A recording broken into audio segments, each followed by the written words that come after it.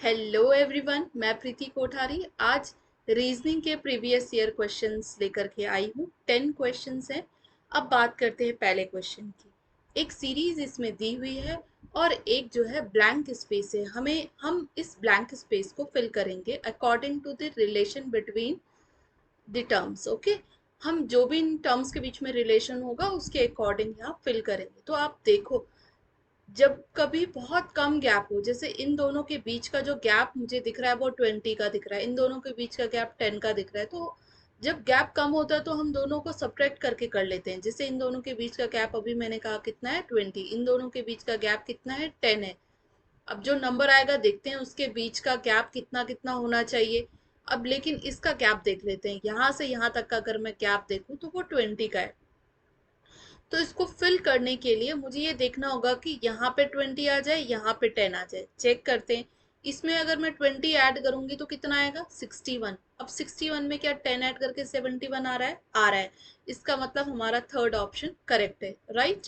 अब नेक्स्ट बात करते हैं सेकंड क्वेश्चन की कि इफ 121 रेशियो 1331 एंड 169 रेशियो 2197 है, देन 289 रेशियो और ब्लैंक स्पेस फिल करना है। तो अगर आपको दिख रहा होगा तो ये 11 का स्क्वायर है, ये 11 का क्यूब है, ये 13 का स्क्वायर है, ये 13 का क्यूब है, तो ये क्या है 17 का स्क्वायर है। आप लोगों को लगभग 20 तक जो है स्क्वायर आनी चाहिए, वैसे तो 30 तक आनी चाहिए एटलीस्ट। आप 20 तक कर लेंगे तो आपको ये निकालना नहीं पड़ेगा। अब जैसे हमें पता है 289 17 का स्क्वायर है, ठीक है। तो डेफिनेटली जो भी टर्म आएगा वो 17 का क्यूब होगा। अब 17 289 हमें पता है, इंटू 17 कर लो। अगर आपको 17 का टेबल याद है तो आप डायरेक्टली कर सकते हो, अगर नहीं याद है तो आप यहाँ 17 लिखो। देखो, आप अपने आंसर को आखिरी टर्म से ही पहचान सकते हो। देख रहे हो आप, इसकी लास्ट डिजिट सबकी चेंज है। तो अगर मेरे को लास्ट डिजिट भी मिल गई है तो मैं अपना क्वेश्चन कर लूंगी। अब जैसे मैंने कहा लास्ट डिजिट तो 7 9 जा कितना होता है 63। 6 आगे 3 आ गया यहाँ पे। अब हमें इन दोनों में से ये तो कैंसिल हो गए, अब दो में से कोई एक ऑप्शन होगा। तो चलो देखते हैं, इसकी नेक्स्ट डिजिट को चेक करना पड़ेगा। तो हम इसकी नेक्स्ट डिजिट को चेक करेंगे तो 7 8 जा कितना होता है, 7 8 जा 56 होता है, ठीक है। अब आप इनको ऐड करो तो कितना हो जाएगा, 6 कैरी चले जाएगा और यहाँ पे कितना बचेगा 2। आगे का मुझे सॉल्व करने की जरूरत नहीं है, ठीक है। अब मैं 1 की मल्टीप्लाई करूंगी, 9 लिख दिया मैंने यहाँ, बस इतना ही करना था मुझे। 3 हो गया, 1 9 जा 9 हो गया, ठीक है। अब इन दोनों को ऐड करेंगे तो 11 आएगा, जो भी टर्म होगा उधर ही जाएगा। यहाँ पे क्या आ गया हमारा 1 ना, तो यहाँ पे किस ऑप्शन में, ये थर्ड ऑप्शन में, इसलिए मैं टोटल भी नहीं करूंगी इसका, ठीक है। अब देखते हैं नेक्स्ट जो क्वेश्चन है हमारे पास, वो नेक्स्ट क्वेश्चन क्या है। Sorry, next question third question है अभी हमारे पास। कौन से नंबर का, थर्ड क्वेश्चन। अब देखो लिख रहे हैं in a certain code language PARK is coded as RCTM। अब देखो इनको करने का तरीका क्या होता है। उन्होंने क्या कर दिया, कुछ एक वर्ड बना दिया या लेटर लिखे हुए हैं, उसके लिए एक अनदर वर्ड इसका कोड है। वैसे इसके लिए जो है वो कोड क्या है, ये वाला कोड है इसके लिए रिलेटेड। तो इसको करने के लिए हमें क्या करना होगा, आपको ये पता होना चाहिए कि ये पी कौन से नंबर पे आ रहा है। अब जैसे मुझे पता है पी कितने नंबर पे आता है, 16 नंबर पे आता है। ए कितने नंबर पे आता है, 1 नंबर पे आता है। वैसे आर जो है वो 18 पे आता है। और जो के है आपका, वो के जो है वो 11 पे आता है, ठीक है। अब एम पता है मुझे 13 पे, टी पता है 20 पे, सी पता है मुझे 3 पे, आर मुझे पता था कितने पे, 18 पे। अब आप देखो ना, ये 16 पे है और नेक्स्ट वाला 18 पे, मतलब दो ज्यादा पे है। ये 1 पे, ये 3 पे, दो ज्यादा पे, 18 20 दो ज्यादा, 11 13 दो ज्यादा। इसका मतलब अब आप नेक्स्ट को चेक भी नहीं करेंगे तो भी आपको पता चल जाएगा कि ये आगे वाला टर्म दो ज्यादा है। अब वैसे देखते हैं, देखो एस का होता है 19, तो ये चेक कर लो, यू ये 21 होना चाहिए, 21 होता है। पी अगेन 16 था, तो आर क्या होता है 18 होता है। वैसी ए 1 होता है, सी 3 होता है, ठीक है। वैसी आर 18 होता है तो टी 20 होता है, फिर ई 5 होता है तो जी 7 होता है। तो दो दो ज्यादा है, इसका मतलब इसका कितना होगा चेक करो। देखो इसके लिए हम लिखेंगे 2, ठीक है, ये मैं यहाँ पे लिख देती हूँ थोड़ा सा कि यहाँ पे स्पेस कम हो रहा है। ये है BUCKET है। अब इसका कोड बनाने के लिए इसका नंबर लिख देती हूँ। 2 होता है, U का 21 होता है, C का कितना होता है, C 3 होता है, K 11 होता है, E 5 होता है, T 20 होता है। अब इसका जो नंबर है वो लिख देती हूँ पहले। क्या होगा, 2 का 2 में 2 ऐड करो कितना होगा, 2 में 2 ऐड करेंगे तो कितना होता है 4। अब देखो वैसे इनका पहला टर्म, क्योंकि वहां हमें क्वेश्चन जल्दी करना है ना, तो हम इसका पहला लेटर ही चेक कर लेंगे। पहला लेटर सब में डिफरेंट है, इसमें फोर्थ लेटर कौन सा आता है, डी। इसका मतलब मेरा फोर्थ क्वेश्चन सही है। अगर आपको पूरा करना है तो आप देख सकते हो, यहाँ 23 आएगा, यहाँ 5 आएगा, यहाँ 13 आएगा, और यहाँ 7 आएगा, और यहाँ 22 आएगा। आप देखिएगा सारे के सारे लेटर्स जो है वो यही है जो यहाँ है। ठीक है, यहाँ पे W आ जाएगा, यहाँ E आ जाएगा, यहाँ M आ जाएगा, यहाँ G आ जाएगा, यहाँ B आ जाएगा। राइट, तो फोर्थ क्वेश्चन हमारा करेक्ट हो गया। अब कह रहे हैं in a school is coded as 23। ठीक है, in a school, school, school को उन्होंने किससे दिखाया हुआ है, स्कूल को दिखाया गया है अ स्कूल, अ स्कूल को दिखाया गया है 23 से।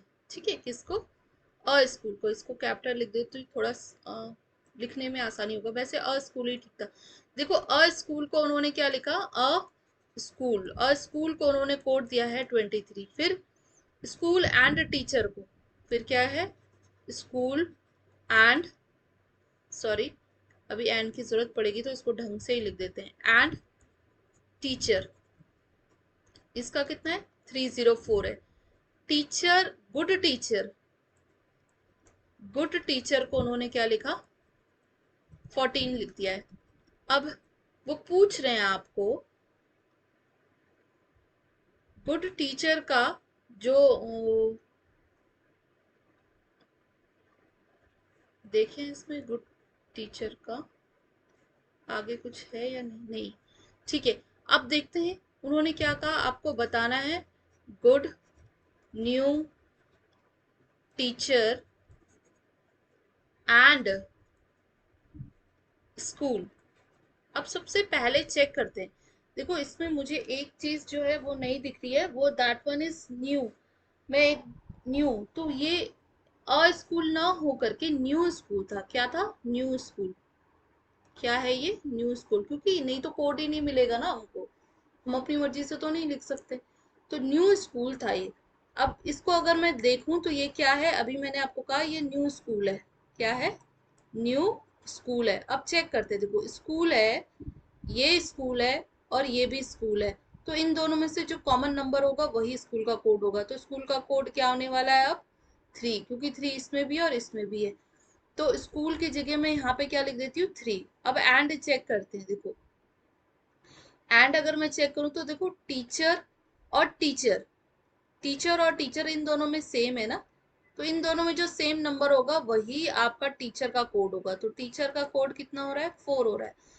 इसका मतलब देखो जब स्कूल का 3 है, टीचर का 4 है, तो एंड का कितना होगा, 0। तो ये कितना आ गया, 0, इसका कोड आ गया। अब देखो गुड, देखो स्कूल में, न्यू स्कूल में स्कूल का 3 है, तो न्यू का कितना होगा, 2 होगा। राइट, अब देखते हैं, देखो गुड टीचर में से, टीचर में से 4 है तो गुड का क्या होगा, 1। यही आपका आंसर हो गया। मैच करो कि कहाँ पे ये आ रहा है, तो ये फर्स्ट ऑप्शन हमारा करेक्ट हो गया। ठीक है, अब देखते हैं थोड़ा सा और, क्वेश्चन नंबर 5 देखते हैं। क्या देखते हैं, क्वेश्चन नंबर 5। अब क्वेश्चन नंबर 5 में लिख रखा है कि some equations are solved on the basis of a certain system, on the basis find out the correct answer from amongst the 4 alternatives for the unsolved equation. उन्होंने कहा है कि कुछ उन्होंने इक्वेशन से बना के दी हुई है, आपको उसी अकॉर्डिंग से इसका रिलेशन फाइंड आउट करना। अब देखो ये कह रहे 4 और 5 को रिलेट करके 29 बनाना है, तो वो मुझे यही दिख रहा है कि 5 का स्क्वायर कर दो और उसमें 4 ऐड कर दो, इसमें 7 का स्क्वायर करो प्लस 6 ऐड करो, देखो 49 और 6, ठीक है 55। तो आप यहाँ पे 8 का स्क्वायर प्लस 7 कर लो, तो वो होता है 60, 8 8 जा 64, प्लस 7 करोगे तो कितना आएगा, 71 आ गया। राइट, तो फोर्थ ऑप्शन इसका करेक्ट हो गया। अब क्वेश्चन नंबर अगर मैं 6 करूं, तो 6 में क्या कह रहे हैं, what will be the order of appearance of following words in English dictionary. आपको इंग्लिश डिक्शनरी में जो वर्ड्स होते हैं उनको अरेंज करके लिखना है, ठीक है। तो आपको सबसे पहले देखो, ये देखते हैं क्या है, BREA, BREA, मतलब स्टार्टिंग के 4 लेटर सबके सेम है, इसका मतलब पांचवा चेक करना पड़ेगा। इसमें क्या है, टी, फटाफट टी लिख दो। दूसरा क्या है, एस। तीसरा क्या है, डी। और चौथा क्या है, सी। पांचवा लेटर सबका यही है। तो सबसे पहले क्या आता है, सी तो आता है ना। सी किस में था, फोर्थ में। तो सबसे पहले फोर्थ आना चाहिए। तो इसमें से और इन दोनों में से कोई एक करेक्ट होगा, बाकी तो रॉन्ग ही हो गए, ठीक है। एलिमिनेशन मेथड भी लगाते रह रहे साथ में। फिर डी ही आता है, सी के बाद डी ही तो आता है ना। अब देखो किसमें हमारा डी, जो थर्ड ऑप्शन है वो सेकंड नंबर पे। इन दोनों में से थर्ड ऑप्शन केवल सेकंड में ही है, तो हमें बाकी चेक करने की जरूरत भी नहीं थी। अब देखो सेवेंथ, क्वेश्चन नंबर सेवेंथ का अगर मैं बताऊं, वो कह रहे हैं नंबर ऑफ ट्राइंगल्स। तो इनको करना बहुत आसान होता है। आप क्या करो, अगर ये किसी स्क्वायर के अंदर इस तरीके से फिगर अरेंज है ना, तो आप उसमें ऐसे नंबर्स लिख दो, 1 2 3 4 5 6 7 और 8, 8 नंबर्स हो गए। तो ये जितने नंबर्स है ना उसके दुगने इसमें ट्राइंगल बनते। तो कितना आ रहा है, 8 × 2 कितना आ रहा है, 16। बट अभी यही तो खत्म नहीं है ना, आपको ये भी दिख रहा है, 1 2 3 4, ठीक है।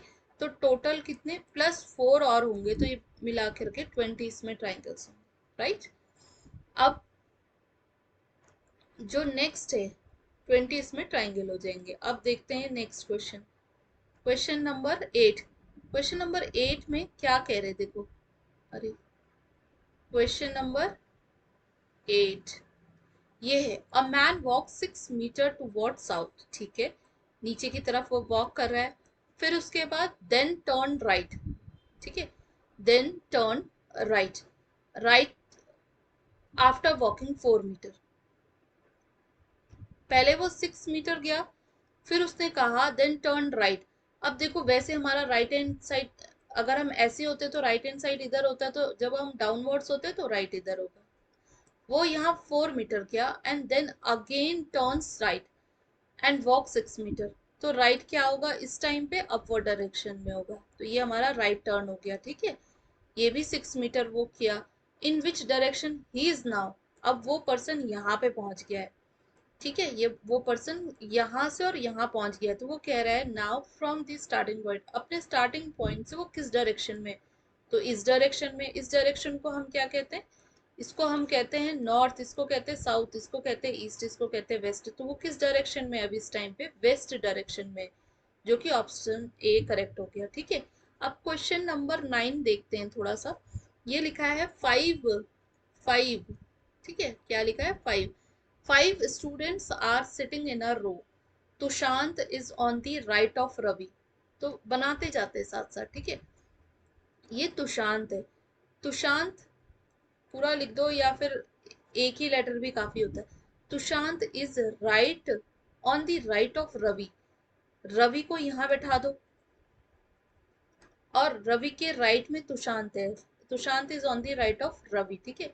Manoj is on the left of Ravi, ठीक है। और मनोज कहाँ पे है, मनोज ये इसके लेफ्ट में है, but on the right of Lokesh, ये लोकेश के राइट में, लोकेश, ठीक है। Tushant is on the left of Kunal, तो वो कुणाल के क्या है, कुणाल के लेफ्ट में कौन है, तुषांत है। वो who is in the middle, तो दिख रहा है कौन बैठा है मिडल में, रवि बैठा है। वो, अब देखो लास्ट क्वेश्चन है हमारे पास, but not the least, but अभी के लिए ये क्या है, हमारा लास्ट क्वेश्चन है, विच 2 numbers do not fit in the series, कौन सा नंबर जो है वो रॉन्ग, ये सीरीज है, आपको इसमें से बताना है कि कौन फिट नहीं बैठ रहा है। तो आप एक चीज देखो, यहाँ पे कौन सा इसमें फिट नहीं बैठ रहा है ना। तो 13 है, 23 है, 43, 53, ठीक है, और 53 और 73। ये एक ऐसे नंबर है ना जो किसी से डिवाइड नहीं होते, जबकि 11 क्या है, एक ऐसा नंबर है, और 63 एक ऐसा नंबर है जो कि किसी ना किसी नंबर से डिविजिबल है ना। तो मेरे ख्याल से इसका आंसर होना चाहिए सेकंड, बी आंसर करेक्ट होना चाहिए। That's it all. 10 क्वेश्चंस जो है हम लोगों ने कर लिए हैं रीजनिंग के। ये सारे के सारे प्रीवियस ईयर क्वेश्चन पेपर से ही लिए गए हैं।